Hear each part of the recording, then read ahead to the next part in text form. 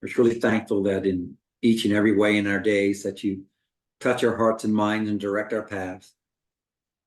We know things are not random in our lives and that you're there and your voice is there in a still small way. It puts the onus on us to listen very carefully and quietly to what you have to say. We pray we'll see it and hear it. As we saw thy majesty and the thunder and the lightning and the beautiful rain that came down and nourished the garden, we're mindful that still, and though that is your great power, the greatest of powers for us to listen to the things you have to say to us. We're thankful that you let us gather here tonight, and we pray you may be with those who are not as blessed as we are this night to come together, might guide and direct them and help them with whatever challenges come before them, be it those who've lost loved ones and certainly the Michaels family as they go through the challenges they're facing.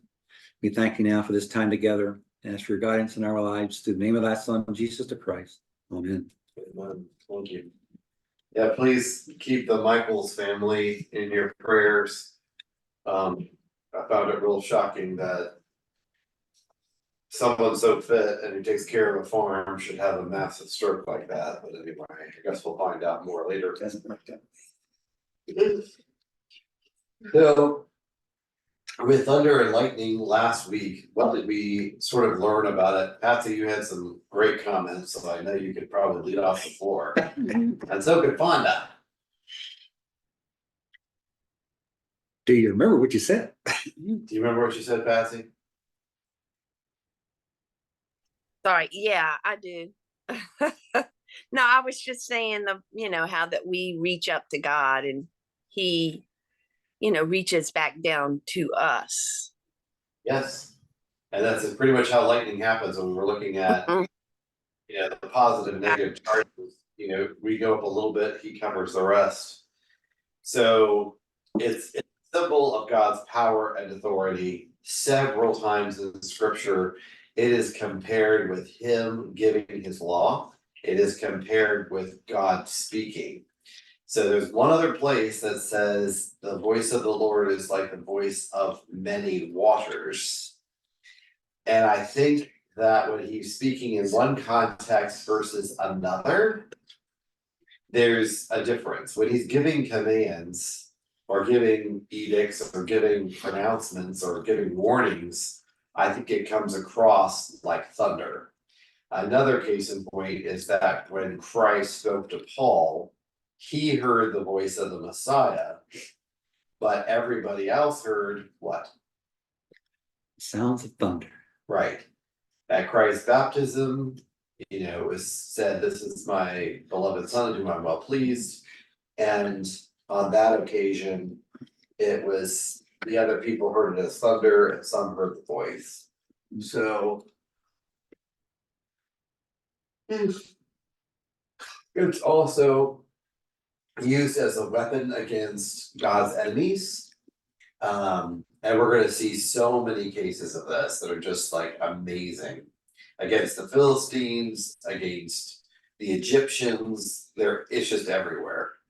So we're going to see lots of examples of the Lord using specifically this tool as a judgment against God's enemies. So let's go ahead and read the slide. Mm-hmm. We're going to start in the house today. We're starting in the house. You want me to read that? Yes, please. Okay. In one of the Psalms of David, he records the majesty of the voice of the Lord. David compares his voice with thunder and describes what it accomplishes, that it has power and splendor and can even split tall trees. He also states that his voice is like flashes of flames of fire, which is a solid description of thunder and lightning. Psalm 29, 1 through 11, ascribe to Yahweh, you heavenly beings, ascribe to the Lord glory and strength. Ascribe to Yahweh the glory due his name. Worship Yahweh in the splendor of his holiness. The voice of the Lord is above the waters. The God of glory thunders. The Lord above vast waters. The voice of the Lord in power. The voice of the Lord in splendor. The voice of the Lord breaks the cedars. The Lord shatters the cedars of Lebanon. He makes Lebanon skip like a calf, and Syrian like a young wild ox. The voice of the Lord flashes flames of fire. The voice of the Lord shakes the wilderness. The Lord shakes the wilderness of Kadesh. The voice of the Lord makes the deer give birth and strips the woodlands bare. In his temple all cry, glory. The Lord sat enthroned at the flood. The Lord sits enthroned, king forever. The Lord gives his people strength. The Lord blesses his people with peace. So this is what we would call an analogy. The whole paragraph are one after another. It's like a cascading waterfall of analogies that David is giving about the voice of the Lord. And it isn't just something to be heard, is it? It's something that takes action, like Isaiah 55 says it does. That my word does not return to me empty, but accomplishes that which I desire. So it says in 3, the God of glory thunders, the Lord above the vast waters, the voice of the Lord in power, the voice of the Lord in splendor. So here's where it happens. So David makes a little bit of poetic license saying his thunders were at the creation, his thunders were at the great flood. His thunders and his voice shatters things, makes deer give birth. I mean, he ascribes all kinds of things to the thunder or the voice of the Lord. Stripping a woodland bare. So he gives it a wide girth of meaning, tying in the voice of the Lord with thunder. And that it's not just words, but that his words accomplish a mission. Whether it's stripping a woodland bare or helping the deer give birth or announcing his judgments on the nation. So 29 has a lot to say about the voice of the Lord, roping it in with thunder. Did anybody have any comments or thoughts about it? I like the reference to the cedars of Lebanon, because that's the equivalent to he's talking about the power of Lebanon. Yeah. They're great majesty trees, which they cut them down and use those to build a temple and all. Yeah. But Lebanon's strength was in these things, and yet with a little flick of his finger, the lightning destroys the great mighty trees. And of course, trees also being people, oftentimes we see as references that I can destroy even the simplest of people. Absolutely. So lots of goodness in here, lots of facets to think about with all the analogies that David provides. Anybody else have a comment on Psalms 29? Oh, Kristen's doing this. Hey Christian, good to see you. Good to see you too, man. It's been crazy. Sorry, guys. Keep on going. I want to intervene. Yeah, we just read Psalms 29 if you want to look it up, 1 through 11, but we're going to move on. It's basically David making analogies to the Lord's voice being like thunder and lightning. So that's the whole theme we've been covering. So you can probably look on YouTube for last week's presentation. But there's just a lot in scripture tying it into God's judgments and of his edicts as well as his voice. So this next one is covering 2 Psalms, Psalms 29 and 68. And there's a lot of beauty in the first and the second one. And I would put forth to you my hypothesis. The believers hear something different than the unbelievers. Okay? So people who are not connected to God, who are not his servants, who are not part of the spiritual family, they just hear thunder.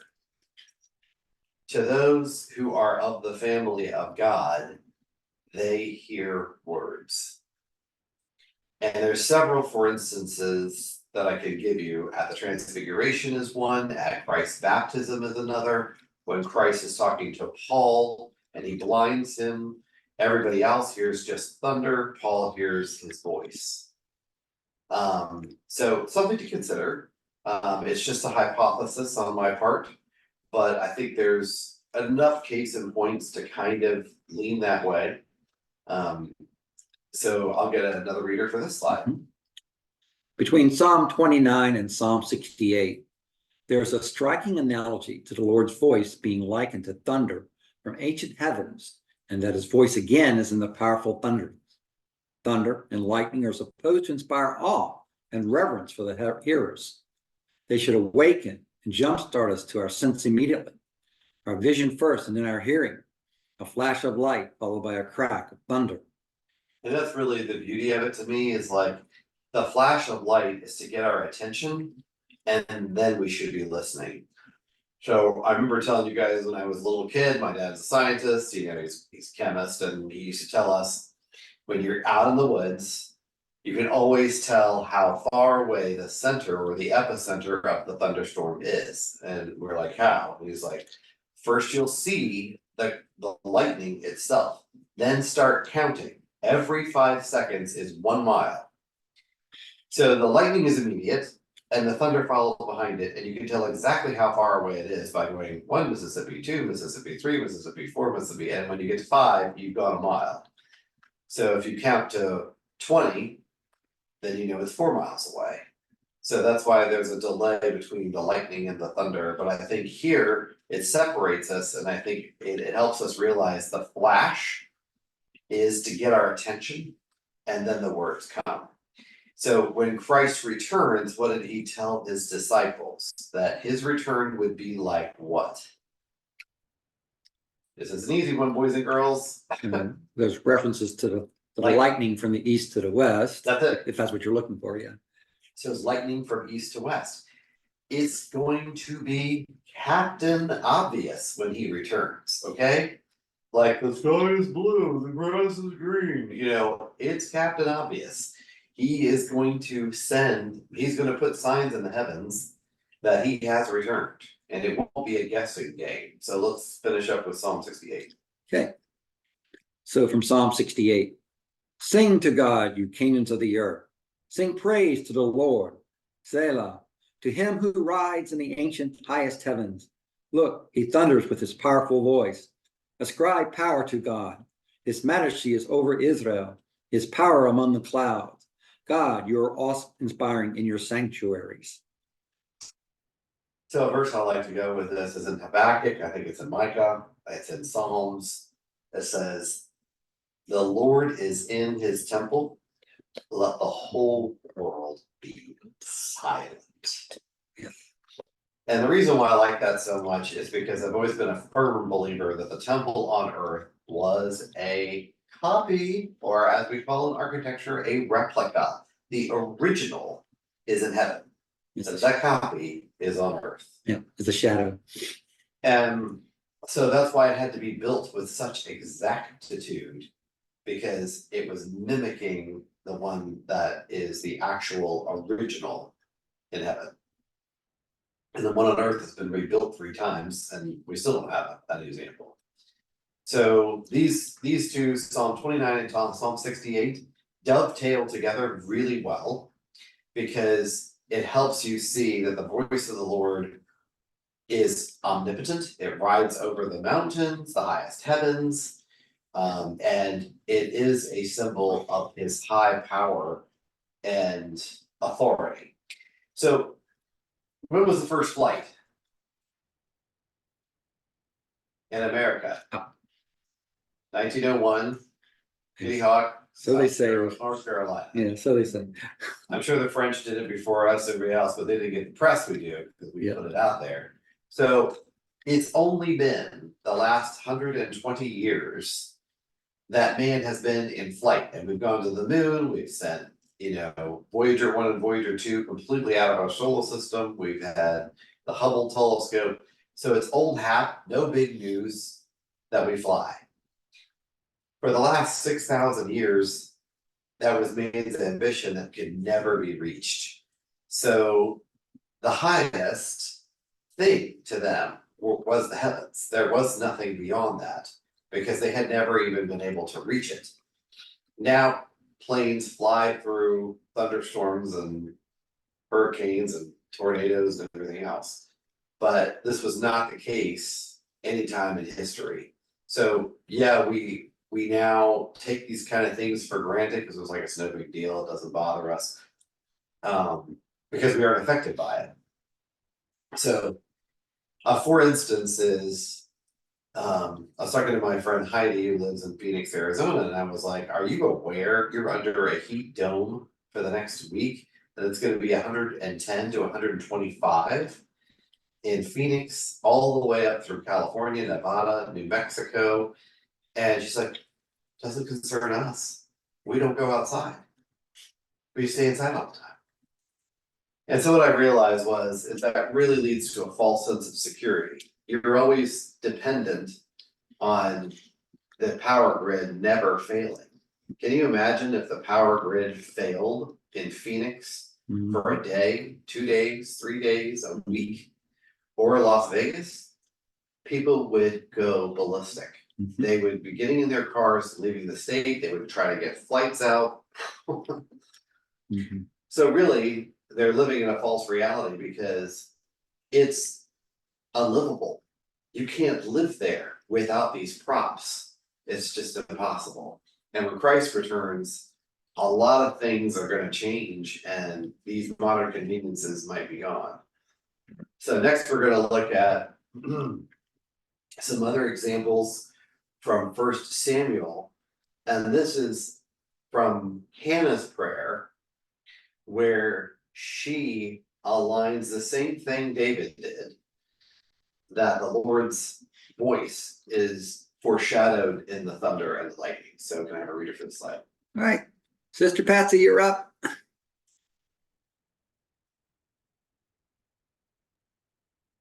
God created these tools to teach man, who was given dominion and mastery over the earth, to instill confidence and faith in his believers and fear and awe among those who do not know him. In Hannah's triumphant prayer after the birth of Samuel, she remarks that the Lord uses his thunder in the heavens to execute his judgment on earth. This is one of the few accounts where modern Christians may borrow from the past and assume the evil deeds will immediately receive fallout from a bolt of lightning. We know that such an action is restricted to specific judgments. 1 Samuel 2:10. Those who oppose the Lord will be shattered. He will thunder in the heavens against them. The Lord will judge the ends of the earth. He will give power to his king. He will lift up the horn of his anointed. You see one of the misperceptions there? Yeah. That the judgment, the lightning, the power comes first. Then you hear God's response in the voice. They're waiting for the voice and thinking the judgment's following, but it's already upon them. Yeah, that's unreal.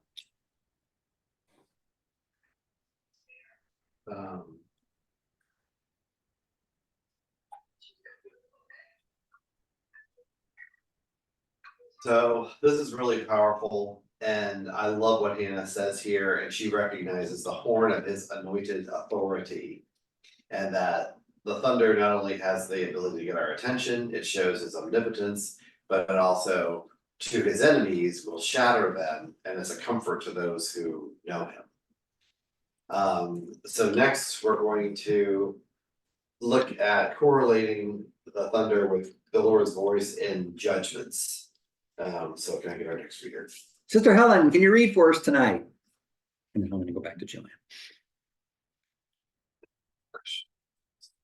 He's at the top. Huh? He's at the top. Helen, are you there? Okay, had trouble unmuting, I'm sorry. Okay. We may translate this thunder as God's voice of judgment over those who are against him.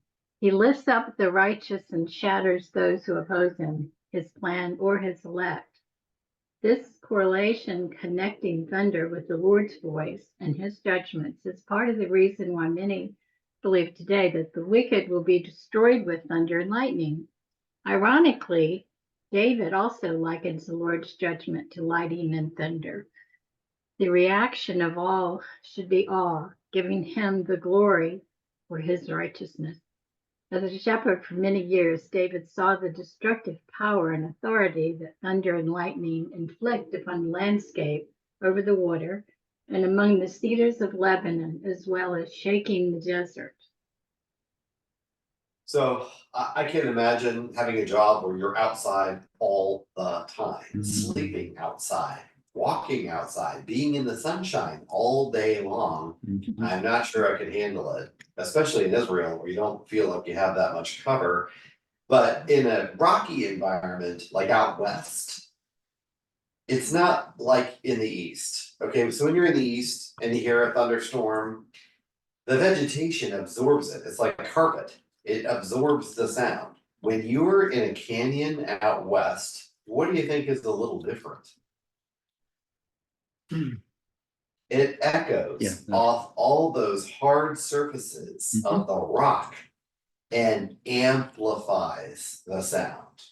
And you don't hear it once, you hear it twice, 3 times, 4 times, because it's echoing off further and further away canyons and coming back to you. So I put this picture in here for a reason. You know, there's a coming storm in the picture, and those rocks are going to basically amplify the sound of the lightning. Also, think about how sheep respond to a thunderstorm. Yeah. Most things are not too happy about a thunderstorm. So they go and seek shelter. They'll seek out the person who's taking care of them, or they will find a place of repose under a rock, under a tree, under something for cover. And if one of them does it, they're all going to do it. So that's what they like to do. They follow the herd. So next, Okay.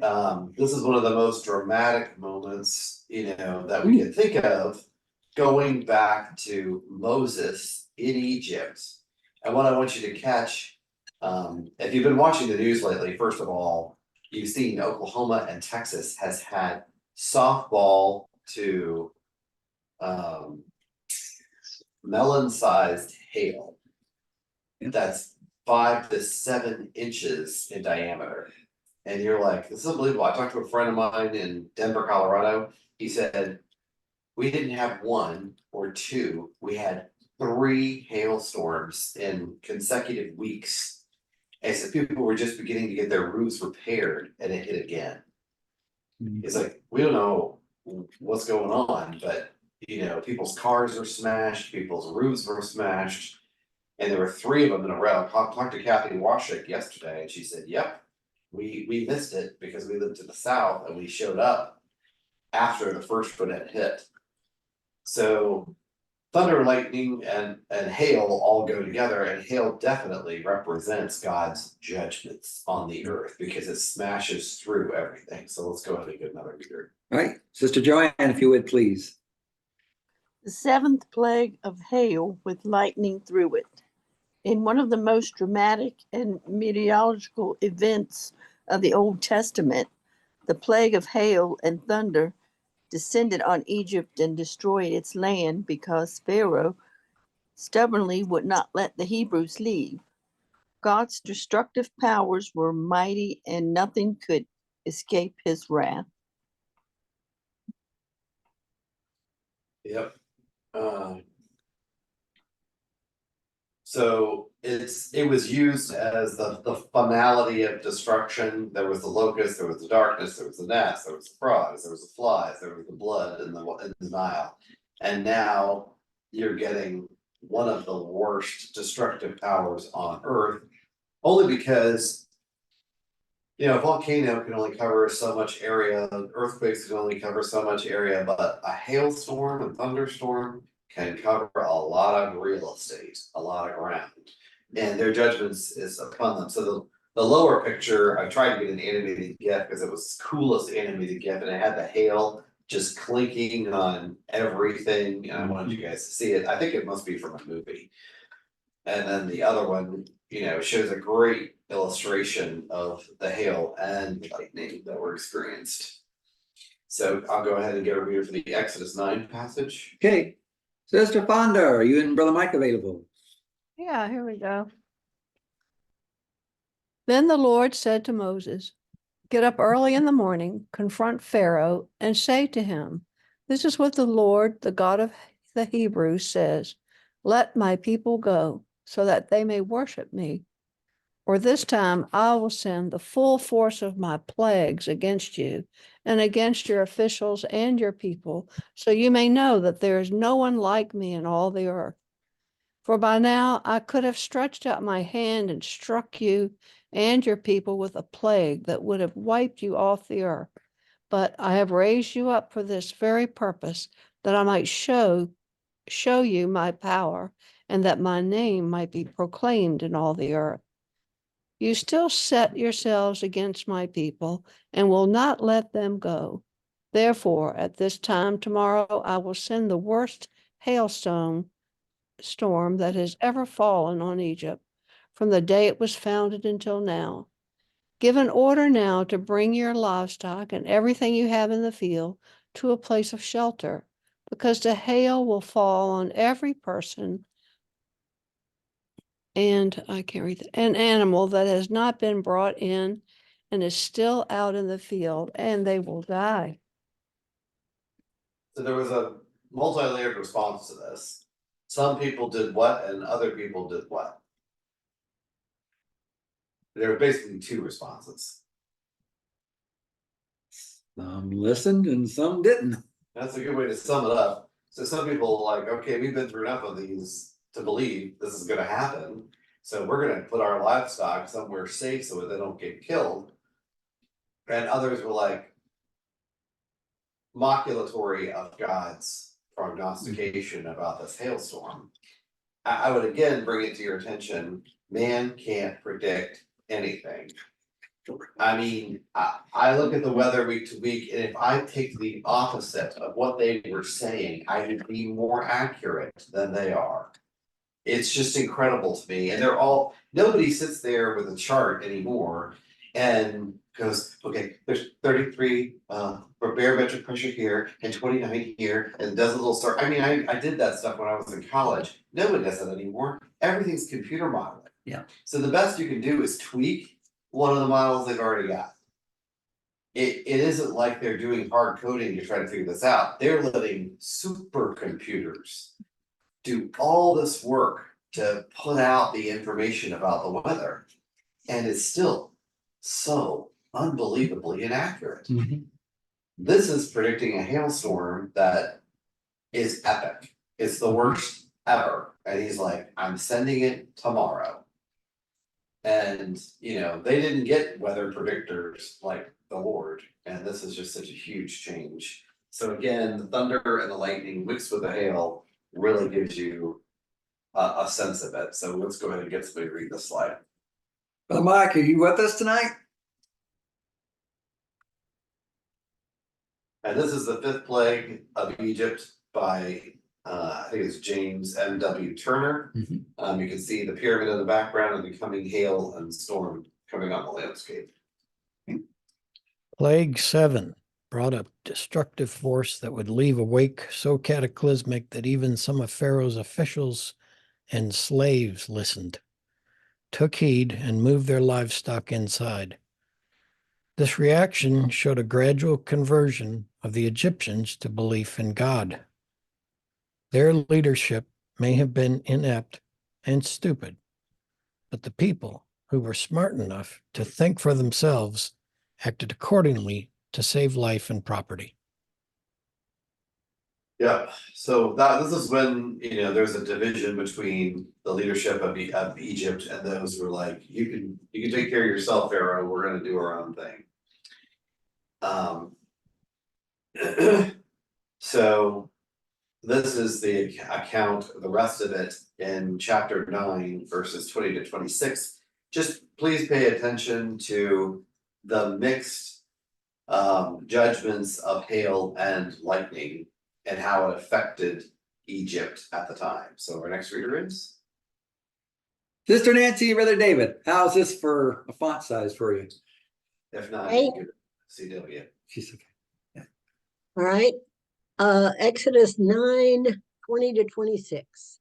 Those officials of Pharaoh who feared the word of the Lord hurried to bring their slaves and their livestock inside. But those who ignored the word of the Lord left their slaves and livestock in the field. Then the Lord said to Moses, stretch out your hand toward the sky, so that hail will fall all over Egypt, on people and animals and on everything growing in the fields of Egypt. When Moses stretched out his staff toward the sky, the Lord sent thunder and hail, and lightning flashed down to the ground. So the Lord rained hail on the land of Egypt. Hail fell and lightning flashed back and forth. It was the worst storm in all the land of Egypt since it had become a nation. Throughout Egypt, hail struck everything in the fields, both people and animals. It beat down everything growing in the fields and stripped every tree. The only place it did not hail was the land of Goshen, where the Israelites were. Land of Goshen. Good place to be. So I mean, everything got destroyed by this, the crops, the trees. And if you think buildings lasted through this, you're crazy. I got 100 pounds of these things coming down. They'd be like a bomb going off on your roof. If it happened today, I can guarantee you every home in Virginia would be toast. Toast.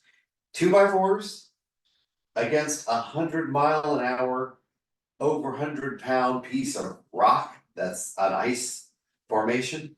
There's no chance. It'd be worse than a tree hitting your house. So, and you just be pulverized. If you're outside, you're barely going to survive. The only reason why any Egyptians survived is they either went in caves, or I would guess they went into masonry buildings. Because anything made out of wood, anything made out of cloth or a tent, you'd be toast. So this was highly destructive. But I think the thing that is interesting is that it's accompanied by lightning. So we are not told if anybody was struck by lightning during this or not, but it is definitely, it says hail fell and lightning flashed back and forth. So that lasted quite a while.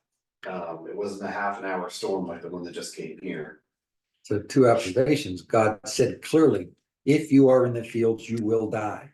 So he'd already made that pronouncement. So a lot of people died out there. Yeah.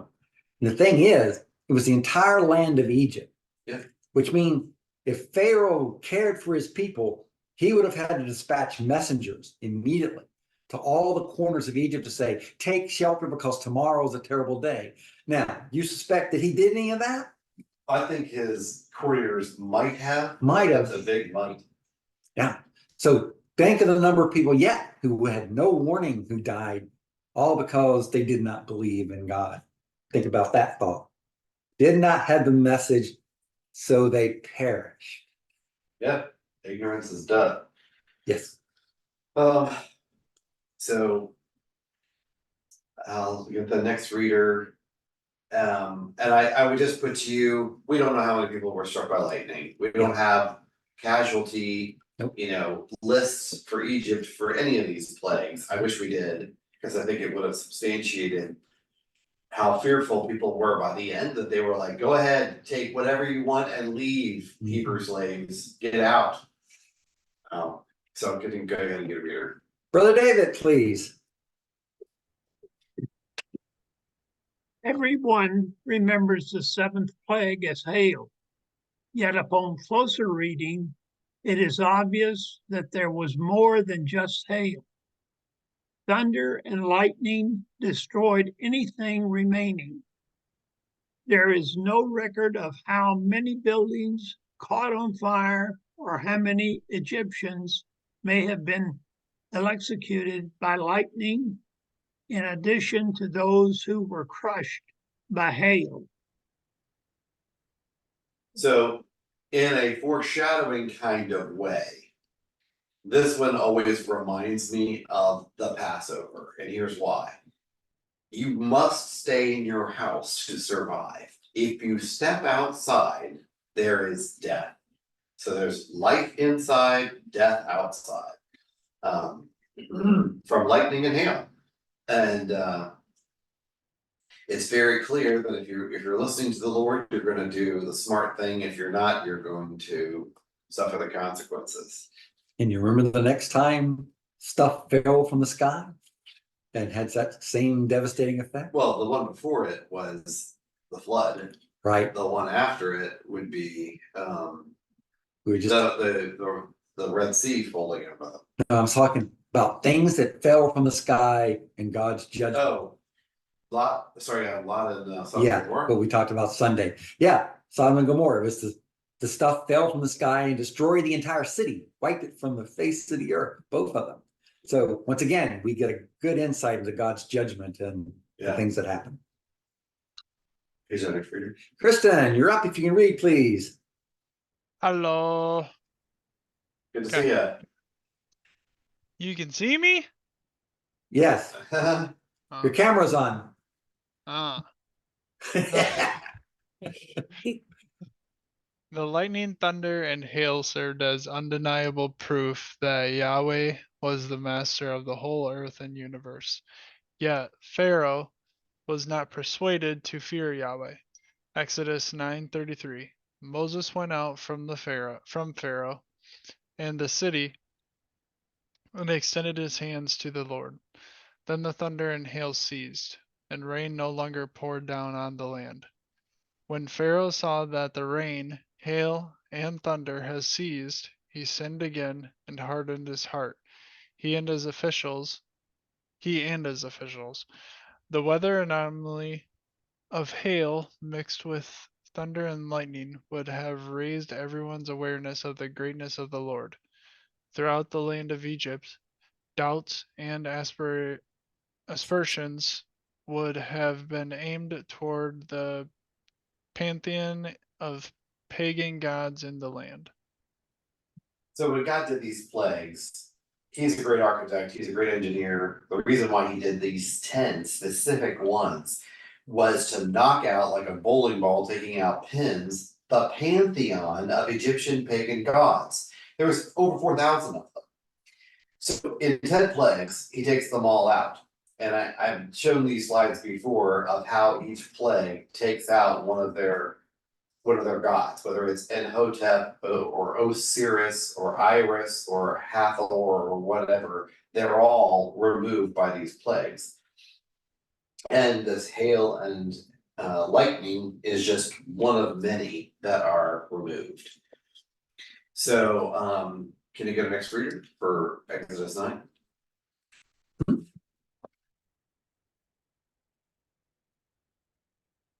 Moses said to him, when I have left the city, I will extend my hands to Yahweh. The thunder will cease, there will be no more hail, so that you may know that the earth belongs to Yahweh. But as for you and your officials, I know that you still do not fear Yahweh our God. Yeah, so he makes these plagues start and he makes them stop. You know, if he couldn't do either, then no credence would be paid. But even though he has the power to start them and to stop them at any moment, they still won't believe. And I'm like, how stubborn is man's hearts, you know, that we just won't believe. Yes, Walter.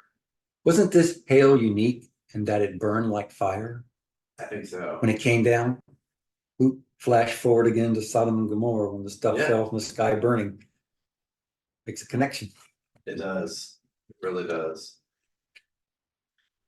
So we need another reader for this, and this takes us to the book of Job.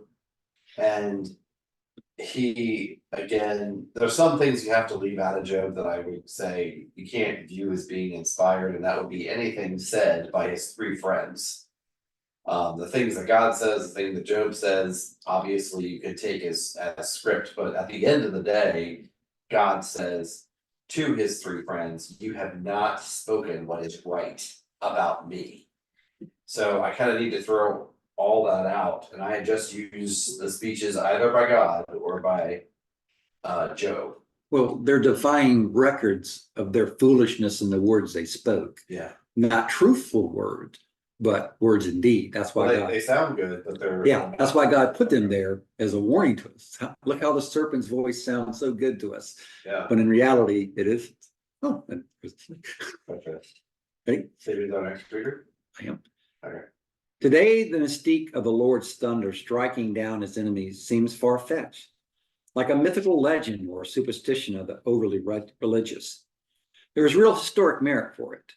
However, in several key passages of the Old Testament, in the book of Job, there are many references to the Lord's anger, wrath, and judgments emanating from the divine in the form of thunder and lightning. Job counseled his friends in the following passage. By his breath the skies became fair, his hand pierced the glittering serpent.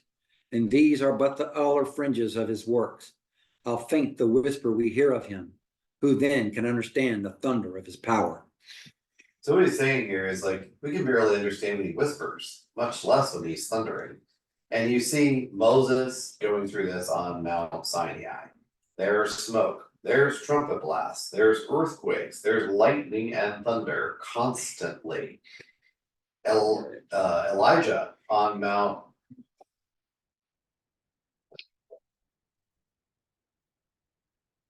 Which one, Carmel or the what is by himself? or Sinai? Horeb. Horeb, yeah, that's the one you're thinking of. He's on Mount Horeb. He hears the lightning and the thunder. And eventually it's just the still small voice, and God's in the still small voice, not in any of the other things. So it's interesting to consider these things again, God's judgments, God's words coming on mankind.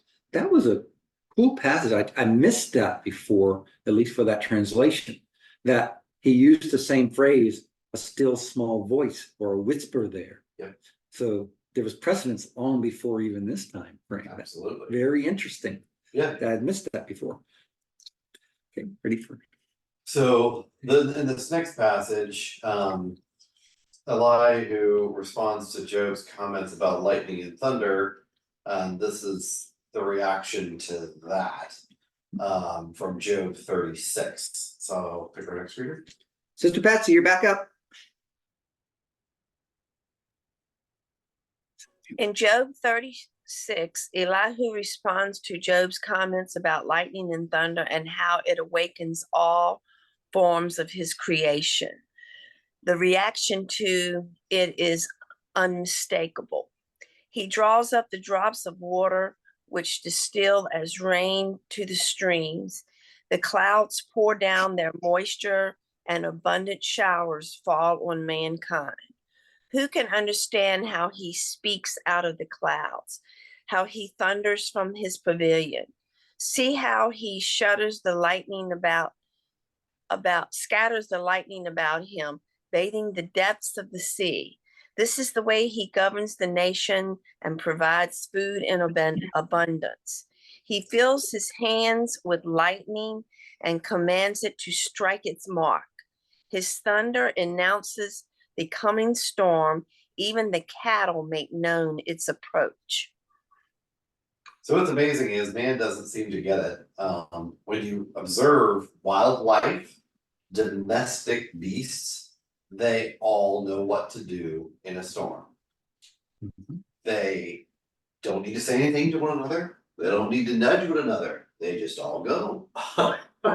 Birds do it, insects do it. You see everything but mankind taking preparation before storms come and seeking cover and either facing the wind or doing whatever they do.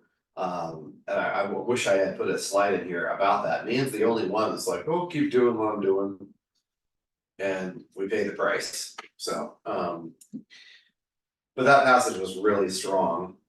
And then I'll read this one because it's just personal. There is mystery in watching the gathering winds, precipitation and clouds forming in coming storm. Hardly anyone can resist watching its arrival, its force on the landscape, and its departure. So I'm sure many of you all grew up in the country or are used to it. When the wind blows and the storm is coming, what happens to the landscape right away? What do you see and what can you hear? Well, there's usually this calm that comes and things get quiet, and then it comes, Right. which warns you. So where we lived in Charlottesville, two things, or maybe three happened that would tell you, okay, it's coming. One of them was, you would see the white side of the leaves Yes. of the trees. The leaves turn over. That's exactly what I was gonna say. The leaves, yeah. Yeah, they show you real quick. Yeah. So if you're country fried like me, Patsy, we know. Yeah. Oh, yeah, I see that all So the that's time. one bounty. Is there another one you would guess? Say that again. That's one of the ones I was gonna suggest. Did you have another that you thought of? Well, and we already kind of touched on, I mean, the animals seem to sense something is coming. And if you watch Yep. the animals, Yep. you can tell something is gonna happen. Because they know before it even hits. Yes, the birds, the bunnies, everything. I watch the birds mainly because that's the most abundant, and you can just see like scattered, and they go into their little holes and they're gone. Of course, you can see it in the sky too, of course. Yeah, you can. Here's the weird one that always happened in Charlottesville, and I don't know if you guys have seen it. It's called the Perkinsey shift, okay? And what happens is everything starts looking like the Emerald City. Yeah, it turns all green. turns green. Everything turns green. Yes. And you're like, why is everything so green? Yes. That And is a that- major warning. That happens right before the storm as well. I can also really like smell it Yeah. coming because The ozone. the dampening of dry earth kind of blows in, and you can smell that, and it has a very distinctive smell. Like I can smell snow. Yes, you can smell it. You Yes. can. Yeah. So there's such a majesty in seeing the awe-inspiring power and the reaction of the invisible with the visible. When we live in the country, my family would look for the telltale signs of an approaching storm. So this is kind of a picture of what we would see. The mountain ranges would disappear one at a time, and the wind would cause the sensation in the trees. When we saw the whites of the trees, we knew that the storm was nearly there. So when you're up in the Blue Ridge Mountains or the Skyline Drive, it's awesome to see a storm in the Shenandoah or the Piedmont. Yep. Because you can see the driving rain, you can see the shadows, and you can see how the landscape reacts to it from practically God's perspective. You're up high up. And you get to observe how the landscape reacts to it all the way. I mean, sometimes you'll see whole flocks of birds move away from where the storm is coming. You'll see cattle move, you'll see the trees change direction and the wind and all that kind of stuff. So to me, it's just those who are spiritually minded are looking for signs of the storm and the thunder and the lightning that will come. So we are waiting for Christ's return. We're looking for all the evidence of the leaves flipping over, of the mountain ranges disappearing. To us, that's current events and tying it with Bible prophecy. We're constantly looking to say, when is Christ going to return? When is this storm coming? And that's the meaning to us in this thunder and lightning. So can I get another read for Job 37?